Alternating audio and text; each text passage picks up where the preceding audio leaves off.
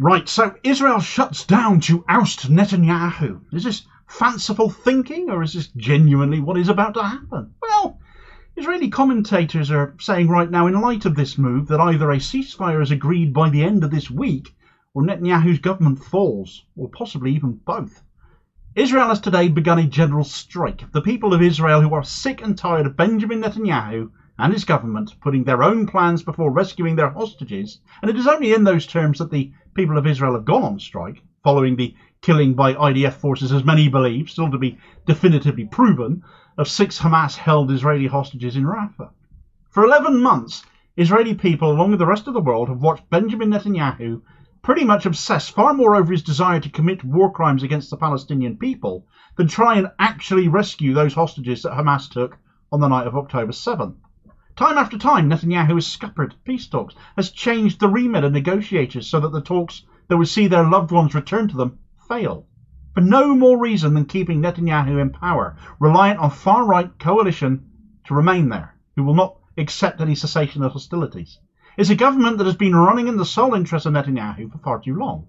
This conflict goes on and on for exactly that reason, and now enough Israelis have wised up to it, it seems. The country has just shut down, saying enough is enough.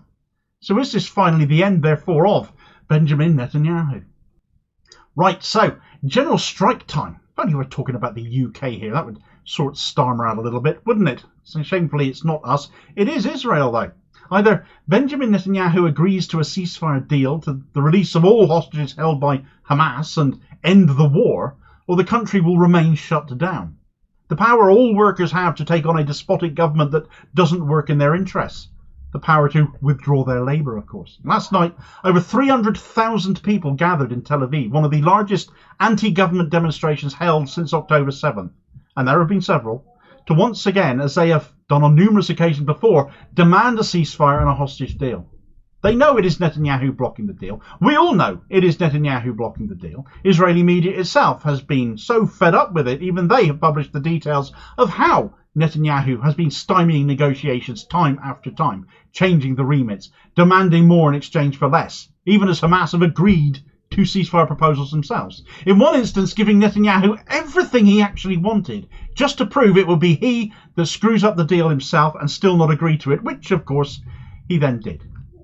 He cannot agree to a ceasefire if he doesn't want his government to fall and himself be dumped out of power. His far-right coalition partners won't allow it. They will pull the plug on him and his government if he does. All of this has made Israeli allies look all the wetter when they've stood there at a podium bleating about a deal on the table and making demands of Hamas to accept terms, when they have previously, and they won't waste time agreeing to matters they know Israel enters into each time on bad faith. On the matter of Netanyahu's trustworthiness and acting in good faith, though, Hamas and the people of Israel are for once on the same page, though it certainly isn't any concern for Palestinians as has brought the Israelis to this point. As this excerpt from France 24's coverage, quoting the chair of Israel's largest trade union, Histadrut, Arnon Bar-David, who makes the reason for this strike abundantly clear. The head of Israel's powerful Histadrut trade union ordered a complete strike in support of Gaza hostages on Monday and urged a deal to secure their release after 6 more were announced dead. We must stop the abandonment of the hostages. I have come to the conclusion that only our intervention can shake those who need to be shaken, Histadrut chairman Arnon Bar-David said in a statement on Sunday. Starting tomorrow at 6 in the morning, the entire Israeli economy will go on complete strike. As part of the strike, all takeoffs and landings at Ben Gurion Airport will stop from 8 a.m, 5 a.m. GMT, Bar-David said. We need to reach a deal that is more important than anything else, he said. A deal is not progressing due to political considerations, and this is unacceptable. Earlier on Sunday, the Israeli military announced it had recovered the bodies of 6 hostages from a tunnel in Gaza, sparking anger and grief amongst families of hostages. Enough of their hostages are being killed, fundamentally, mainly because of there being no real political will to rescue them. Netanyahu's aim's quite different, and to be honest, I don't know why Israelis actually are so surprised by all of this. You literally have military rules called Hannibal directives, which allow your most immoral army, as you call it, to turn their fire on you, the people of Israel, to avoid you being captured and held hostage by someone else. What kind of government does that to their own people? Why should you be surprised, therefore, that the lives of your loved ones are worth so little now that Hamas has them? Come on, guys. 6 more of your countrymen have died because Netanyahu refuses to reach a ceasefire deal because it would put him out of a job. That's just 2 fewer than all the hostages you've actually rescued since October 7th. 251 Israelis, 251 of your people were taken hostage on October 7th, and although 100 were released during the week-long ceasefire back in November of last year, just 8 have actually been rescued since by Israel. That isn't the government trying to rescue hostages, is it? 35 of those who were still held are now believed to be dead, and fewer, if I'm being completely frank and honest, believe Hamas killed them, given all who have been released, including one young woman sick of being propagandized by the Israeli government. One of those rescued have said Hamas treated them well, protected them and looked after them whilst they were in captivity.